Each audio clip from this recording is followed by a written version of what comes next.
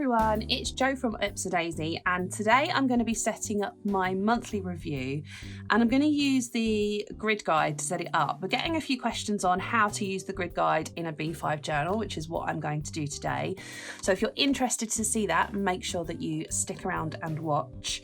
The grid guide has been available for a couple of weeks now, and we're getting such amazing feedback.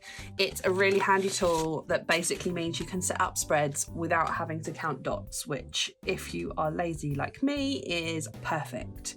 So as you'll see, at the moment we've only got the grid guide for A5 sizing, not for B5 sizing. That is something that's on our wish list for the future. But actually, I find that the grid guide works really well in a B5 journal, and here's the reasons why I like it. This is an A5 page, and actually when you lay it over a B5 page, you think of a B5 journal being loads bigger, but it isn't really. And if you watch any of my setup videos, you know that I love a header and I love me some washi tape. And what happens is, if you set up using the A5 grid guide, your boxes are within this shape, and then you're left with a strip that you can handily add some washi in, and a strip at the top that you can pop a header in. And without using the grid guide, that's kind of how my spreads go anyway. I'll show you, this was my month review from last month. And this page was totally that anyway, and I didn't use the grid guide to set it up. So this is what I'm going to be doing today, and I'm going to use the grid guide to mean that I don't have to count anything. I am slightly changing the layout of this spread. So what I want to do is have 6 boxes across the bottom of a double page spread, and then a big box and a big box. And these will be my currently doing boxes. And this across the top will be my highlights and then my Daisy stats. So how we use the grid guide is we decide how many you want it to be split into in one direction. It doesn't matter whether you start off with horizontal or vertically, just pick one way. So I know that I want it to be split into 3 vertically, and because I know that I want it to butt up to the bottom of the page, I'm going to go bottom of page. You see where it says 3 across here, that's where I'm starting, and I'm actually going to go 1 up from the bottom because I've got a little bit more wiggle room because of the fact that this is an A5 grid guide on a B5 journal. So I've gone across and I've made dots every hole across the number 3 line, and then I know that I want it split it 2 lengthways. So this is the 2 line, so up every line, every dot that I've done across on my 3 line, I'm going to go up 2. Hopefully this will make sense when I start joining the dots. What you can also do, because you've got that more wiggle room, if you decide that you want to add a bigger space here, you can totally do that as well. For the sake of showing you in its purest form, I'm going to stick with the spacing on the grid guide. But it just means that if you give an extra space, you've got those sections pre-counted, and then move it up 1, and then you've got a bit of extra wiggle room in between. But let's stick to the counting on there for now. So I'm just going upwards with my dots, and what I end up with is a kind of grid of dots, pre-marked my spaces on the page that I can then join the dots to make the shapes that I'm going to use for the spread. So I'll join this page up now so that you can see what I'm talking about, and then I'll go ahead and do the other page, and then we can decorate it. So let's grab a pen. I think actually I've got a number of pens here that are dying a death on me that I should just throw away, and I keep just picking them up and then putting them back in the pot and not remembering which ones I've had enough.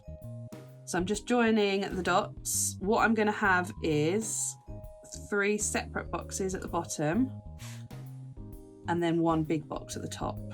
So I'm going to join this one, this one, this one.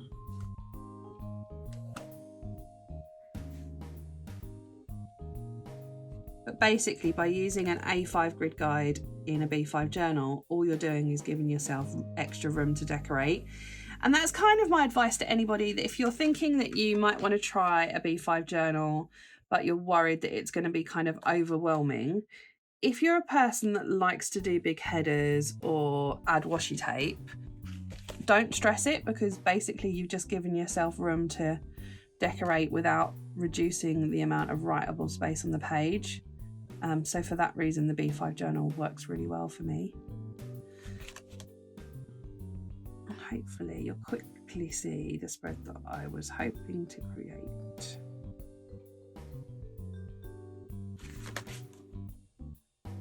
There we go.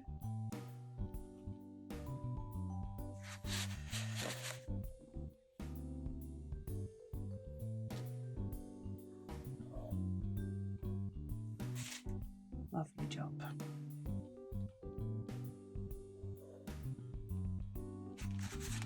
So that's page 1, and then I'm going to add a header up here. What I could do is shift it so that the this page was up here and I had a header down the bottom, but because I want all of these 6 boxes to run in a row, I'm not going to do that. So again, I know that I want to split it 3 across, so I'm going to place that in the same row that I've done the other one. It's also quite nice if you want to create a little Dutch door. You'd have room to kind of cut the edge of these pages off and have tabs, which is nice. So I'm going up the 2 row.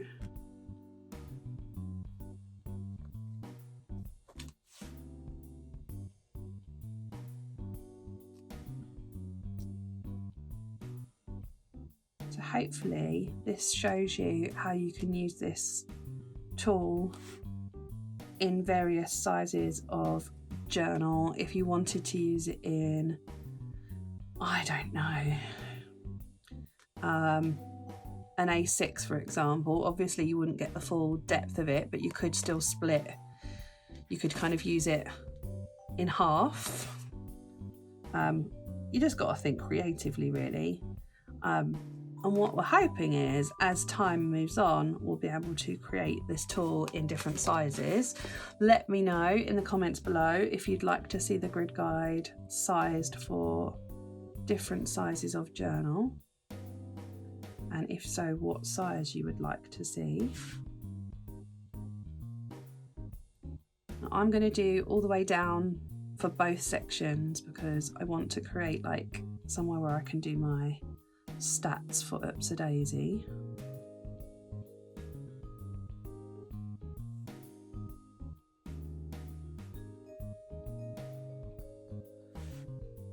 I might leave that box whole. I'm going to leave it for now and decide in a second.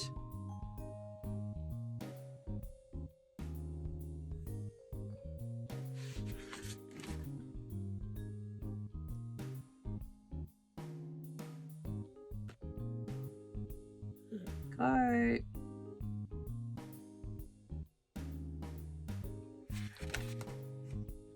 Just a lot quicker than having to count the dots and make sure everything's spaced evenly. It does the hard work for you, so you can just get on with the fun bit, which is the decorating, in my opinion.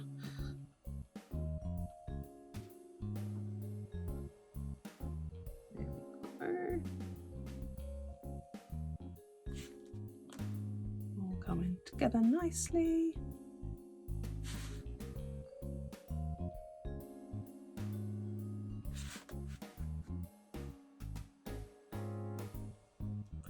Remember, you choose which lines you want to join up. What I also like with the grid guide is that it's slightly thicker plastic, works really nice as a ruler, but without shredding my pen. So that's the A5 grid guide used to set up a kind of structure on a B5 page. And I'm like, what's all this? What's all this? And that's when I'm going to get creative. So let's put this aside for a second and add in some pretties. So you'll know if you've watched the July setup, what I do at the beginning of the month is move all of my coordinating supplies into my pencil case so that I've got them with me. So this is all of the theme that I've done for this month, which is Pocket Full of Sunshine. So I'm going to add my monster.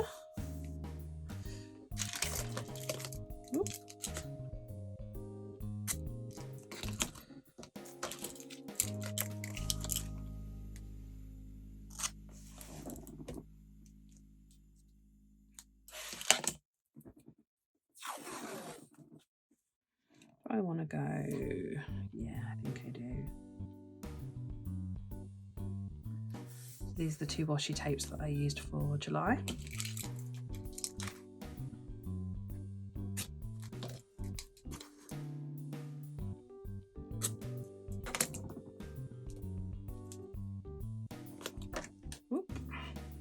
And then I'm going to add my headers, and I'm using the Pocket Full of Sunshine font, which is called Sugar Donut.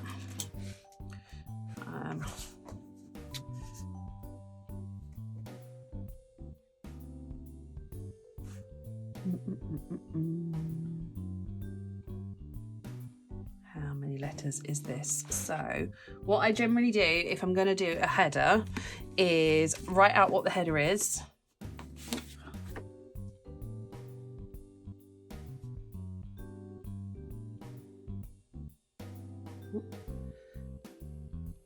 And then work out what the centre letter is. So you need to know how many letters in your header and include spaces as letters. 1, 2, 3, 4, 5, 6, 7, 8, 9, 10, 11, 12, 13, 14. So there's 19 letters. So the halfway point through that would be number 10. So 1, 2, 3, 4, 5, 6, 7, 8, 9, 10. So the H is halfway. If I do the H close to the middle, I don't like going over the middle, I'll add an exclamation mark at the end to kind of centre it out. Hopefully this will make sense once I have done it.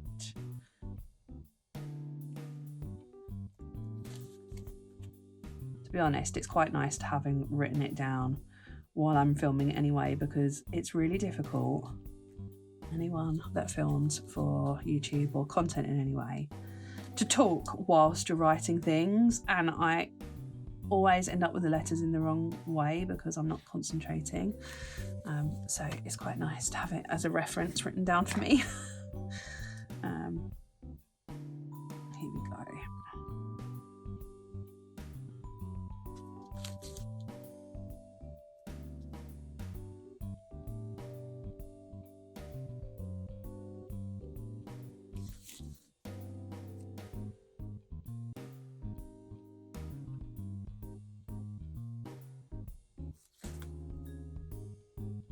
Now, of course, the other way of making sure that it's central is to write it in pencil first. I am terrible for going straight in with pen. Also think it makes pretty boring viewing to see someone mark it all out in pencil first. So hence why I'm going to blame it on that and not the fact that I'm lazy and I don't like doing things twice. But this little tip is quite good for making sure. Element P, Q, so that's 6, 8, that's my R. Just working out what my hole is for there.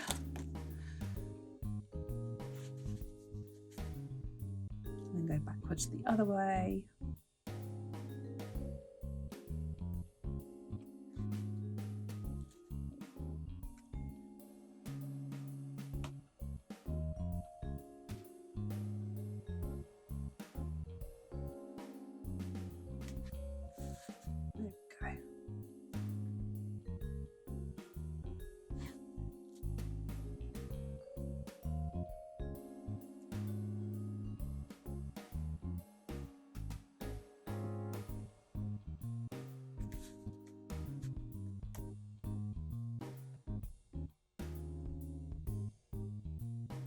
Always have a slight panic attack as well that I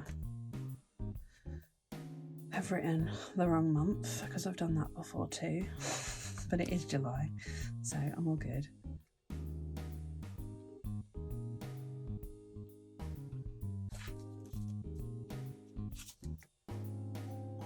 So it's going to be slightly moved over because that should be in the middle, but I'm going to put an exclamation mark at the end.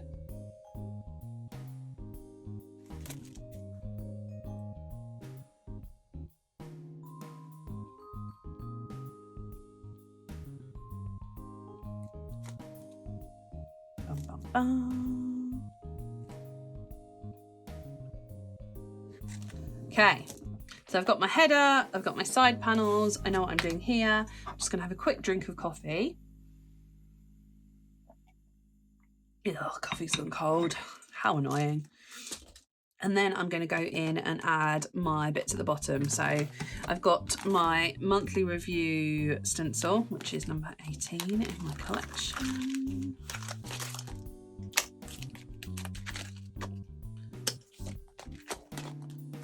So these are my currently, like for the month, what have I been doing? So I'm going to add my symbols.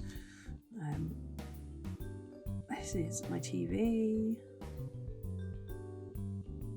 I'm toying with the idea whether it would be quite cute to make stickers for a monthly review. If that's something that you would be interested in or interested to see, let me know below what you would like to include in your monthly reviews.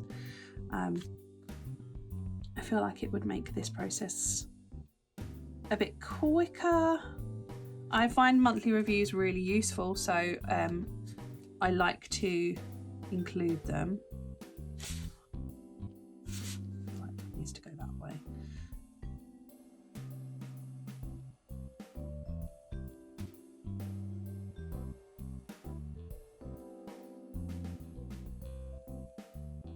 So these symbols for me, I am actually going to include, I don't normally include the reading symbol because I don't normally read, but I have actually been reading.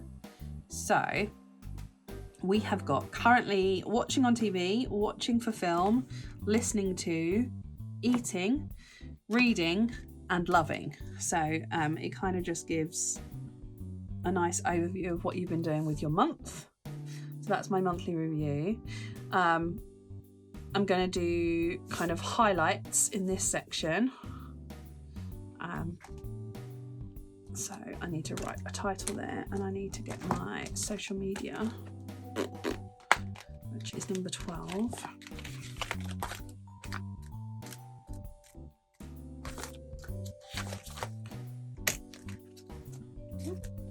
I've got my stencils out of the folder. Get in, guys.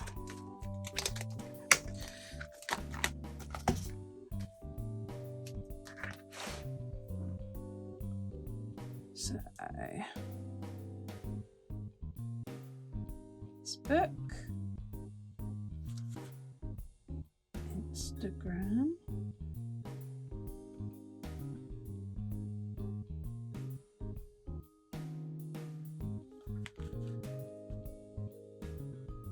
YouTube,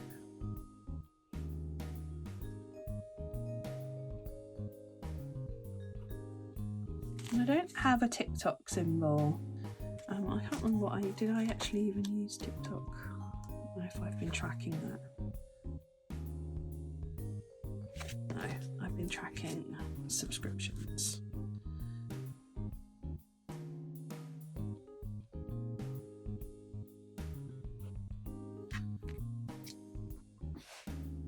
And then I'm going to do my stop, start, continue.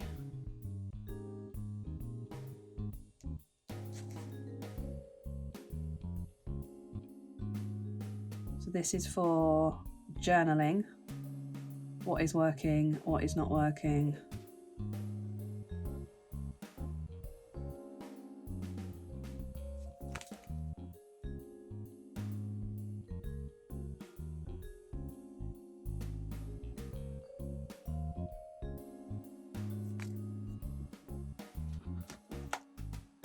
And then I think I also included, I'm just going back to last month, 3 highlights.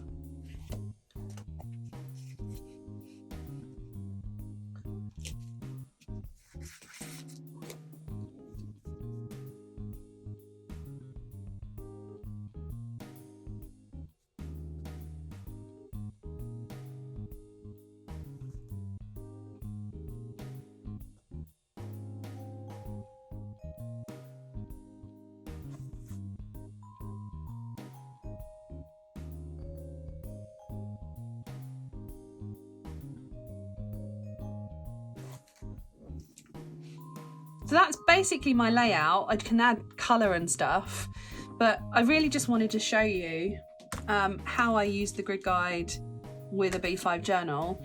And I think it works really well. I like that it gives me a little bit of extra space, and I could definitely, if I wanted to, have moved those boxes here and just have the symbols above if I wanted a bit more room to write. You've just got a bit more wiggle room, because obviously if you use this in an A5 and use it to its kind of fullest potential right to the edges, you don't have much room for decoration. So it's a little bit of a twist way of using it to get yourself a slightly different setup. I'm going to go ahead and colour this in, and I will show you the full finished spread once I've done at the end.